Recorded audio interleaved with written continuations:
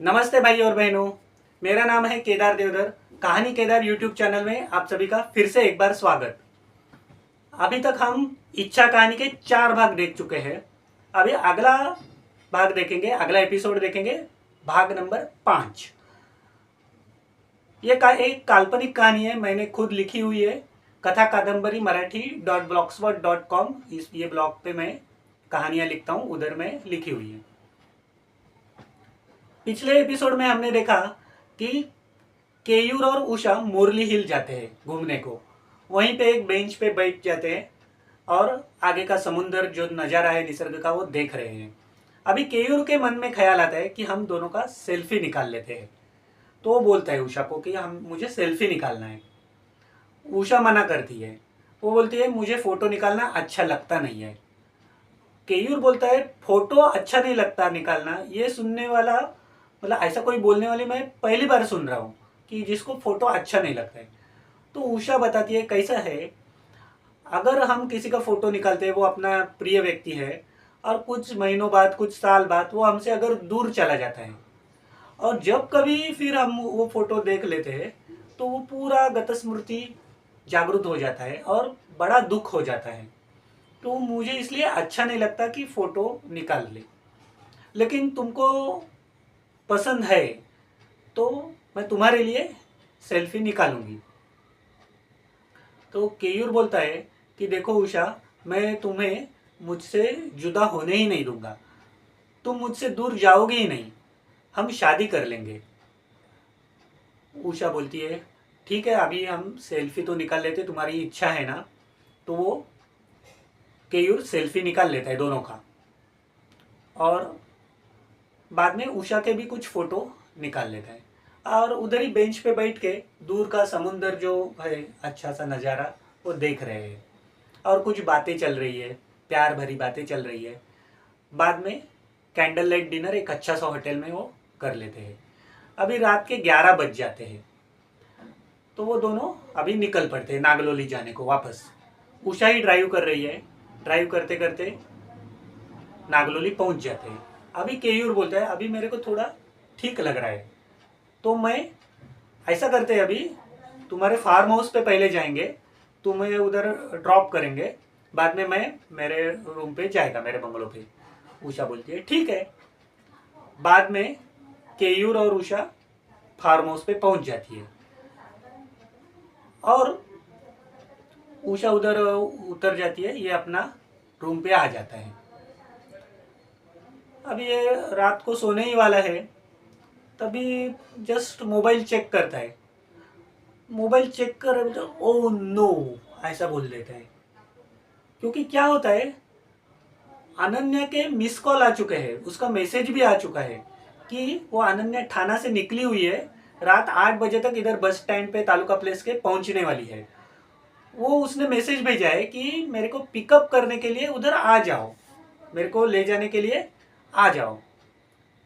तो लेकिन क्या हुआ है, ये डिस्टर्ब ना हो जाए, उषा के साथ अभी घूमने जा रहे हैं तो डिस्टर्ब ना हो जाए करके इसने वो फ़ोन ही साइलेंट पे रख दिया है। वो फ़ोन पहले तो एक तो चेक ही नहीं करता पहला उसका मैसेज, और बाद में मुरली हिल जाने के उधर वो टाइम पे मोबाइल साइलेंट पे रख देता है। इससे ये होता है 8 बजे उसके 5 मिस कॉल आ चुके हैं, 8 सवा 8 के बीच में अनन्या के, लेकिन इसका तो मोबाइल साइलेंट पे। अभी वो सोचने लगता है अभी क्या करूँ, तो उसको फटाफट मैसेज डाल देता है अनन्या को, तुम आ गई क्या, कैसे आ गई। तो अनन्या उधर से रिप्लाई करती है मैं ऑटो से आ गई। वो थोड़ा गुस्से में ही रहती है, अभी कल बात करते करके वो सो जाती है। इधर केयूर क्या होता है, केयूर भी सो जाता है। दूसरे दिन उसको दोनों कंपनी जाना है तो अनन्या को वो पिकअप कर लेता है। अभी वो गुस्से में ही गाड़ी में बैठ जाती है और पूछती है तुम कल क्यों नहीं आए। अनन्या उसको बताती है कि जब मैं थाना से निकली तो मैं कॉल कर रही थी तुमको, लेकिन नेटवर्क प्रॉब्लम था तो कॉल नहीं हो पाया, इसलिए मैंने तुम्हें मैसेज किया है। मैसेज किया लेकिन तुमने मैसेज भी नहीं देखा, और बाद में मैं 8 बजे इधर आई अपना तालुका प्लेस पे, तो मेरे कॉल भी तुम्हें नहीं पहुँचे, तुम थे कहाँ। तो केयूर बताते हैं हाँ मैं बाहर गया था, ऐसा ही बोल देता है। और वो बोलती है नहीं तुम बाहर गए थे लेकिन डिनर को गए थे, क्योंकि कल मैं आई और बाद में लेट हो चुका था इसलिए डायरेक्ट जोशी चाचा के इधर ही गई। तो जोशी चाचा ने मेरे को बताया कि आज केयूर साहब आने वाले नहीं है, डिनर को बाहर गए हैं। तो तुम किसके साथ गए थे डिनर को? तो ये बताता है मैं मेरे दोस्त के साथ गया था, ऐसे ही। तो ये बता देता है, थाप मार देता है। अब क्या होता है, अनन्या समझ जाती है कुछ तो छुपा रहा है अपने से, और वो कुछ बोलती नहीं है। वो अपने कंपनी में पहुंच जाते हैं। कंपनी का कामकाज निपटा के शाम को अपने अपने रूम पे चले आते हैं। जब ये उसके रूम पे आती है अनन्या, तो शोभना उधर काम करती है। वो बताती है कि मैडम कल केयूर साहब के इधर कोई और एक मैडम आई थी, हम पहचानते तो नहीं है उनको लेकिन आए थे। तो इसके मन में शंका जागृत होने लगती है, ये कौन रहेगी मैडम, कौन आई होगी केयूर से मिलने, कहीं केयूर उसके साथ तो डिनर पे नहीं गया था। ऐसा ही सब दिमाग है, कौन से सवाल आते हैं, क्या क्या दिमाग में आता है। थोड़ा फ्रेश वगैरह होती है, नहा धो के वगैरह फ्रेश होके बाद में वो केयूर के बंगलों पे जाती है मिलने को। ऐसा ही फ्रेंड है ना उसका बचपन का, तो मिलने को जाती है। तो केयूर दरवाजा वो खोल देता है और अनन्या को वेलकम करता है, बोलता है बैठो, मैं अभी चाय ही बना रहा था, हम दोनों चाय पी लेंगे, 2 मिनट बैठो, चाय बस रेडी हो जाएगा। वो अदरक डाल के बढ़िया सा चाय बनाता है और चाय 2 कप लेके आता है। अब ये चाय पी रहे हैं तब तक फिर से डोर बेल बजती है। ये दरवाजा खोलते हैं तो उषा अंदर आती है। अनन्या उषा की तरफ देख रही है, दोनों की तो पहचान नहीं है। फिर अनन्या के दिमाग में फिर से सवाल, कल अभी अभी शोभना ने जो बताया कल जो मैडम आई थी वो यही है क्या?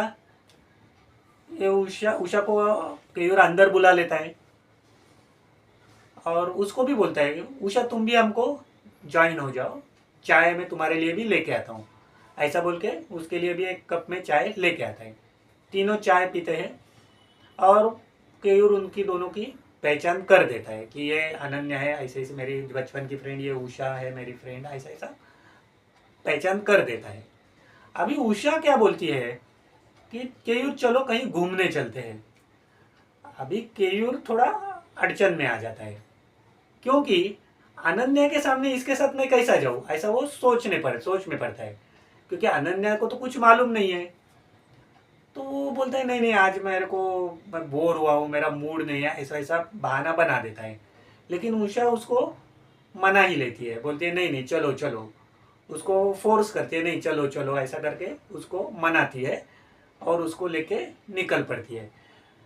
तो अनन्या भी है ना उधर, तो केयूर उसको पूछता है कि अनन्या तुम भी चलो ना हमारे साथ घूमने को। तो अनन्या मना करती है, बोलती है नहीं मेरा कुछ काम है, मैं नहीं आऊँगी, आप दोनों ही जाना। बाद में ये दोनों निकलते हैं, ये अपना बंगलों पे आ जाती है। ये सोच में पड़ जाती है, ये अभी तो पहचान हुई है, कौन लड़की है, ये मेरे केयूर के तो गले में ही पड़ गई लगता है, कहीं इसका प्यार का चक्कर तो चालू नहीं हो गया, ऐसा अनन्या सोचने लगती है। बाद में उसका दूसरा माइंड सोचता है मैं क्यों सोचूं इतना, केयूर का मेरा हस्बैंड है, नहीं, मैं क्यों सोच रही हूँ, मैं क्यों ज्वेलसी कर रही हूँ, ऐसा अनन्या अपने मन में सोचने लगती है। फिर उसका दूसरा मन जवाब देता है नहीं नहीं, तुम दोनों बचपन के दोस्त हो और एक दूसरे के सुख दुख में सहभागी हुए हो, एक दूसरे को हेल्प किए, यही तो प्यार है, तुम दोनों का प्यार है। लेकिन वो कोई चीज अपने पास है तो उसका महत्व अपने को मालूम पड़ता नहीं है, अगर कोई उसे छीनना चाहता है तो उसका इम्पोर्टेंट हमको समझ में आता है। अभी ऐसा ही मेरे साथ हुआ है, ये अनन्या समझ जाती है और वो ऐसा ही सोच में है। और रात के डिनर पे भी अभी नहीं है केयूर, क्योंकि वो तो उषा के साथ गया है, ये जोशी चाचा के इधर जाती है। और वो उधर उनकी बहू जो प्राची है उससे कुछ बातें चल रही है, वो टाइम पे इसके समझ में आता है, थोड़ा क्लिक होता है ऐसा कि ये जो प्राची है जोशी चाचा की बहू और वो उषा, दिखने में कुछ तो साम्य है, एकदम डुप्लीकेट कॉपी नहीं लेकिन कुछ तो साम्य है, ऐसा ये सोच रही है। बाद में ऐसे ही डिनर होता है, बातें चलती है। जोशी चाची ऐसा ही बता देते हैं कि अभी केयूर साहब रात को तो बहुत बार आते ही नहीं है, कहाँ जाते हैं, मतलब रहेगा उनका कुछ पर्सनल, ऐसे ही बातों बातों में जोशी चाची बता देती है। बाद में ये अपना रूम पे आके सो जाती है वगैरह। तो इनका जो प्यार का चक्कर है केयूर और उषा का, वो ऐसा ही चलता जा रहा है, चलता जा रहा है। ये दोनों ऐसा ही बीच बीच में घूम रहे, रेगुलर घूमने जाने लगते हैं। अभी अनन्या को तो ज्वेलसी हो रही है। वो बोलती है, वो मन में ही सोच रही है कि केयूर से एक बार बात करनी पड़ेगी, क्या है। और एक दिन ऐसा ही संडे है, हॉलीडे, तो अनन्या उसके टेरेस पे खड़ी थी। केयूर का बंगलो पास में ही था, एकदम नज़दीक नहीं लेकिन वही एरिया में है, तो इधर से दिख रहा है। वो देखती है, सुबह के 10 बजे है अप्रोक्सीमेटली। उषा केयूर के बंगलों से बाहर आती हुई ये देखती है। अभी अनन्या ऊंचाई पे है, उसके टेरेस पे है, और उषा तो नीचे है, इसलिए उषा को मालूम नहीं कि अनन्या उसे देख रही है, लेकिन अनन्या उषा को देख रही है। वो उषा निकल पड़ती है, निकल पड़ती है, और तो देख रही है, अचानक गायब हो जाती है। मतलब उधर झाड़ी भी बहुत है, कोकण एरिया है। ये सोच में पड़ जाती है, अभी ये इसने मेरे को देखा तो नहीं, उषा ने, मैं उसको देख रही हूँ करके वो छुप तो नहीं गई कहीं। लेकिन उसके मन में दूसरा सवाल आता है कि अभी तक तो वो केयूर को उसके साथ मेरे सामने ही घुमा के लेने जाती थी, दोनों मेरे सामने ही चले जाते थे घूमने को, वो क्यों शर्माएगी। ऐसा ही सोच रही, बोलती है आज केयूर से बात करनी पड़ेगी। उसके मन में ख्याल आते रहते कि उषा तो खूबसूरत है, लेकिन मैं भी क्या कम खूबसूरत नहीं हूँ, तो केयूर उषा की तरफ क्यों अट्रैक्ट हो रहा है। मैं तो उसकी बचपन की दोस्त हूँ, और हमारा तो क्लोज रिलेशन है, और उषा तो आज आई है। ऐसा ऐसा बहुत कुछ वो सोच रही है, और वो बोलती है आज हम जो भी है बात कर लेंगे। और ऐसा सोच के वो केयूर के बंगलों पे जाती है, संडे है तो जाती है। वो दरवाज़ा खटखटाती है, डोरबेल बजाती है, मतलब केयूर दरवाज़ा खोलता है। अनन्या को देखते बोलते हैं हाँ आ जाओ, फ्रेंड ही है ना उसकी, बोलते हैं आ जाओ। अनन्या बोलती है, वो बैठने को बोलते हैं, अनन्या बोलती है नहीं नहीं मैं बैठने को नहीं आई हूँ, मेरे को तुमसे कुछ इम्पोर्टेंट बात करनी है। केयूर बोलता है बताओ क्या करनी है बात तुम्हें। ये मानते हैं, देखो मैं डायरेक्ट ही पूछती हूँ, उषा का और तुम्हारा क्या चक्कर चल रहा है। केयूर बोलता है नहीं कुछ भी नहीं। ये बोलती है देखो छुपाओ मत, तुम्हारा और उषा का कुछ तो चक्कर चल रहा है, जो भी है बताओ।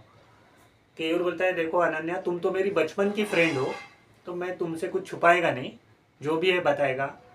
अभी अभी थोड़े ही दिन की मुलाकात है हमारी, लेकिन हमको एक दूसरे से प्यार हो गया है। तो अनन्या बोलती है फिर मेरा क्या। केयूर बोलता है तुम्हारा क्या मतलब, मैं समझा नहीं। अनन्या बोलती है हम दोनों इतने अच्छे बचपन से दोस्त हैं, और हमारे बीच में वो आ गई है, वो मेरे से तुमको छीन रही है। केवल बोलते हैं नहीं ऐसा तो नहीं है, हमारे बीच में तो ऐसी कुछ बात नहीं हुई। अनन्या बोलते हैं यही तो बात है, हम दोनों बचपन के फ्रेंड है, एक दूसरे के सुख दुख में हमेशा के लिए सहभागी हुए, एक दूसरे की हेल्प की, एक दूसरे को समझा, यही तो प्यार है। लेकिन जो अपने पास रहता है उसका इम्पोर्टेंट अपने को पता चलता नहीं है। यही मेरे साथ भी हुआ, जब उषा तुम्हें खींच रही है, मेरे से दूर खींच रही है, तब मेरे को महसूस हुआ ये। तुम सोचो उषा अच्छी लड़की नहीं लग रही है मेरे को, ऐसा अनन्या उसे बता रही है। केयूर समझने के मूड में नहीं है, बोलते हैं नहीं नहीं तुम तो मेरी अच्छी फ्रेंड हो, तुम ऐसा मत ये सोचो, तुम भी खूबसूरत हो, कोई अच्छा लड़का तुम्हें मिल जाएगा, तुम भी उसके साथ शादी कर लेना और अच्छा संसार कर लेना। अनन्या तो उसके मन में दूसरा कुछ है ही नहीं, वो तो केयूर पे ही उसका सब कुछ है, तो वो मान नहीं रही है। वो बोलती है वो उषा तो छुप गई मेरे को देख के, ऐसा वैसा बोल रही है, लेकिन केयूर वो सुनने के मूड में नहीं है, वो तो उषा के प्यार में डूब चुका है। ऐसा बातों बातों में दोनों का बहुत बड़ा झगड़ा हो जाता है, बहुत शोर मच जाता है, दोनों बहुत झगड़ा करते हैं। अभी संडे का दिन है, तो अमोल अमोल और शोभना को छुट्टी है, लेकिन वो जो बगीचा है उधर उधर नारियल के पेड़ भी है। तो नारियल काटने के लिए जो लोग आते हैं वो आज आने वाले रहते हैं, उनको कोकण में पाड़े करी बोलते हैं। तो वो पाड़े करी जो लोग हैं वो आने वाले हैं, मतलब नारियल गिराने के लिए। और वो ऐसा उधर पेड़ पे चढ़ के सब इकट्ठा करके ले जाते हैं। जो उनके बंगलों के मालिक है उनका कुछ कॉन्ट्रैक्ट रहेगा उनके साथ। तो अमोल इसलिए वो संडे है फिर भी आया है, थोड़ा टाइम के लिए आया है। तो वो आवाज़ सुनता है, शोर क्या हो रहा है, वो देखने आता है। देखता है तो इन दोनों का झगड़ा चल रहा है, दूर से ही देखता है। और अनन्या मैडम रोते रोते बंगलों से निकल गई। अभी उसका थोड़े टाइम में काम हो जाता है, फिर वो अमोल घर जाता है और शोभना को बताता है, मतलब उसके बीवी को, कि ऐसा ऐसा केयूर साहब और अनन्या मैडम के बीच में झगड़ा हुआ है और मैडम रोते रोते उनके बंगलों पे चली गई है। तो ये अनन्या उसके रूम पे आके, बंगलों पे आके अभी रो रही है। और फिर शोभना सोचती है कि कुछ तो उनकी हेल्प करनी चाहिए, इसलिए थोड़ा देर के बाद शोभना अनन्या के घर पे, मतलब बंगलों पे आ जाती है और पूछताछ करती है। तो अनन्या उसका जो दर्द है, दुख है, वो उसे सब कुछ बता देती है कि उसका केयूर पे प्यार है, लेकिन ये उषा बीच में आ गई। तो शोभना बताती है, मैडम जब हम दोनों ने आपको पहली बार दोनों को देखा ना, तभी हमको समझ चुके थे कि आपका जो कपल है वो एक दूसरे को अनुरूप है, जैसा कि लक्ष्मी नारायण का जोड़ा, मतलब लक्ष्मी नारायण जैसा आपका ये है।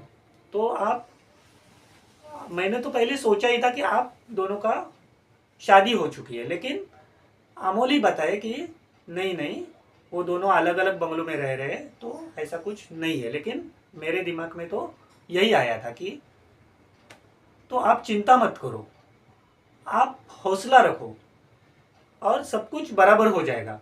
ऐसा करके उसको समझाती हुई उसे शांत करती है थोड़ा, और शोभना चली जाती है। लेकिन अनन्या तो रो ही रही है, थोड़ा बहुत बीच बीच में उसको रोना आ ही रहा है। अभी दोपहर का लंच का टाइम होता है। ये तो उषा के साथ केयूर का पूरा दिन का प्लान तय हुआ है, आज ऑफ है इसलिए वो तो चला गया। अभी अनन्या अकेली ही जोशी चाचा के इधर लंच के लिए जाती है। वो थोड़ा फ्रेश होके जाती है, लेकिन रोई है तो आंखों से तो पता चलता है कि ये रोई है। कोई भी इंसान रोए तो पता चलेगा ही। तो जोशी चाचा के फैमिली मेंबर्स को पता चलता है आज कुछ तो प्रॉब्लम है। ऐसा ही बातों बातों में भविष्य के बारे में, कुंडली के बारे में चर्चा शुरू है। तो अनन्या जोशी चाचा को पूछती है कि चाचा जी आपको भविष्य देखना आता है क्या, मतलब कुंडली देखने को आता है क्या। तो जोशी चाचा बोलते हैं हाँ, मेरे पिताजी ने मुझे ये सिखाया है, लेकिन कैसा है, मेरे बहुत सारे उद्योग हैं, तो मैं ये बिजनेस की तरह नहीं देखता इसे। मैं मेरे घर वालों के लिए या फिर कोई क्लोज फ्रेंड है तो ही मैं ये भविष्य कुंडली देखता हूँ। तो अनन्या पूछती है आप मेरा भविष्य देखोगे क्या, तो और मेरा और मैं केयूर का देखोगे क्या।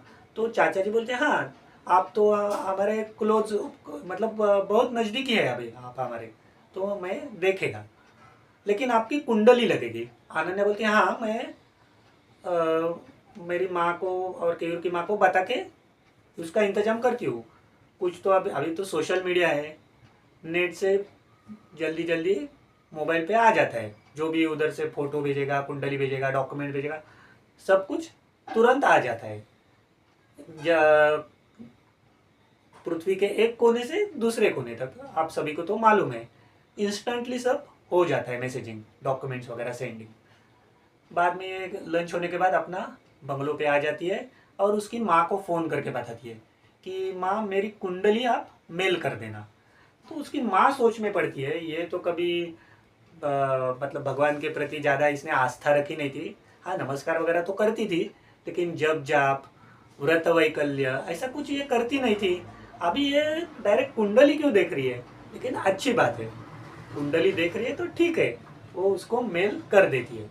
बाद में केयूर की माँ को भी फ़ोन करती है और बताती है कि केयूर की कुंडली भेज देना, इधर एक अच्छे ज्योतिषी है, मैं मेरी कुंडली और केयूर की कुंडली दिखाने वाली हूँ, अगर आप किसी की कुंडली दिखानी है तो भी बताना। तो केयूर की माँ बोलती है, मतलब ये थाना में है ना अभी, बोलते अभी हम तो बूढ़े हो चुके हैं, अभी हमारा कुंडली देख के क्या फ़ायदा ना, तुम यंग लोग हो, तुम ही कुंडली देख लेना। ये बोलती है लेकिन अनन्या क्या, केयूर को मत बताना, केयूर का इस पे विश्वास नहीं है। उसकी माँ बोलती है हाँ मुझे मालूम है केयूर ऐसा ही है, मैं उसे कुछ बताऊंगी नहीं, तुम कुंडली दिखा लेना, वो ज्योतिषी जो भी है ना उनको कुंडली दिखा देना। केयूर की माँ भी मेल करती है अनन्या को, अनन्या के पास अभी दोनों की कुंडली है, वो डाउनलोड कर लेती है और शाम के 4 बजे जोशी चाचा के यहाँ मिलने चली जाती है। जोशी चाचा थोड़े से सो के अभी जाग चुके हैं और बैठे हैं, तो ये कुंडली दिखाती है, वो कुंडली देखते हैं, थोड़ा स्टडी करते हैं, थोड़ा देर जाता है, दोनों कुंडली देख लेते हैं और बताते हैं कि ये दोनों कुंडली बहुत ही अच्छी है, सभी शुभ ग्रह है इसमें। और आपको बुरा न लगे तो मैं एक बात बताता हूँ। हाँ मैडम जी, ये बोलती हाँ बताइए। ये कुंडली जो है वो मेड फॉर ईच अदर है, ये दोनों कुंडली जो है, मतलब केयूर सर की और आपकी, ये मेड फॉर ईच अदर है, मतलब शादी के लिए ये अनुरूप कुंडली है। जो इधर है मैं आपको बता रहा हूँ, ऐसे ही वो बताते हैं। और एक बात बताते हैं कि अभी केयूर साहब के जो ये जो है आयुष्य, उसमें ये साल में कुछ काली शक्तियाँ आने वाली है और आपके जीवित को भी थोड़ा बहुत धोखा है। तो ये बोलती है लेकिन मेरा तो किसी से दुश्मनी नहीं है, अनन्या बोलती है मेरी किसी से दुश्मनी नहीं है, सबके साथ मेरे अच्छे संबंध है। जोशी चाचा बोलते हैं ये मैं नहीं बता रहा हूँ, ये कुंडली से पता चल रहा है, कुंडली बता रही है, मैं जो स्टडी किया उससे मेरे को पता चला। तो वो बोलती है फिर अभी इसके लिए क्या करने का। तो जोशी चाचा बोलते देखो भगवान पे भरोसा रखो, ये जो कुंडली का कैसा है, आपका आयुष्य के बारे में ये सब बताती है, क्या क्या घटनाएं हो सकता है ये बताती है, लेकिन वो करना आपके हाथ में है, आप मेहनत से वो कर पा सकते हो। ऐसा नहीं कि कुंडली में लिखा है करके आपको वो मिल जाए, आपको मेहनत तो करनी पड़ेगी। आप क्या करो, मैं कुछ स्तोत्र आपको देता हूँ, वो स्तोत्र आप और केयूर साहब रोज पठन करना उसका, उससे जो भी कुछ बुरी शक्तियाँ आपके इधर, जो भी कुछ बुरा कुछ छाया है तो सब हट जाएगा, भगवान का मतलब वरदास्त्र आपको मिल जाएगा। अनन्या बोलती है चाचा जी वो सब ठीक है, मैं तो स्तोत्र पाठ कर लूंगी, लेकिन केयूर का तो इस पे बिल्कुल विश्वास नहीं है, तो उसके बदले मैं ही करूँ क्या। चाचा जी बोलते नहीं नहीं ऐसा नहीं होता है, जो कर्म करेगा उसको ही उसका फल मिलेगा। आप कर्म करोगी, आप पूजा पाठ करोगी, उसका फल आपको मिलेगा, केयूर साहब को खुद करना पड़ेगा। फिर भी आप अगर करना चाहती हो तो ऐसा करो, अगर केयूर साहब का विश्वास नहीं है तो आप स्तोत्र पठन करो और विभूति बनाओ, उसका स्तोत्र बोलते बोलते विभूति बनाओ ऐसा, और बाद में वो केयूर साहब के माथे पे लगा दीजिए, उतना तो ले लेकर सुन लेंगे ना आपका। अनन्या बोलती है हाँ उतना तो वो सुन लेगा। फिर वो जोशी चाचा क्या करते हैं, उसको 2-3 स्तोत्र के छोटे छोटे बुक्स दे देते, बोलते हैं ये ऐसा ऐसा पढ़ना है। फिर अनन्या पूछते आपकी फ़ी कितनी हुई। जोशी चाचा बोलते देखिए मैडम, मैं आपको दोपहर को ही बोला था कि मेरा ये बिजनेस नहीं है, अपने घर वालों के लिए या नज़दीकी कोई रिश्तेदार नज़दीकी है उनके लिए मैं सिर्फ ये देख लेता हूँ, बाकी मेरा बिजनेस नहीं है। आपको कुछ भी अगर कुछ समस्या आ जाए तो आप मेरे से मिलने आना, मैं मेरे तरफ से जो हो जाए उतना मैं आपको बताऊंगा इस बारे में, कुंडली के बारे में और जो भी आध्यात्म है उसके बारे में। ये उनको थैंक यू बोलती है, उनको नमस्ते करती है और वहाँ से अपने रूम पे चली आती है और वही दिन से वो शुरुआत करती है स्तोत्र पठन को। अब क्या होता है, स्तोत्र वगैरह पठन हो जाता है, अभी रात का डिनर का टाइम होता है, केयूर तो है ही नहीं, उषा के साथ गया है, अभी रात को भी डिनर के लिए अकेली ही जाती है। उधर देखती है प्राची जो है उनकी बहू, वो आंगन में बैठी है और ऐसे कुछ फोटो देख रही है, पुराने फोटो एल्बम जो है देख रही है। तो दोस्तों आज के लिए इतना ही, आगे क्या होता है वो अगले एपिसोड में देखेंगे, तब तक के लिए बाय बाय।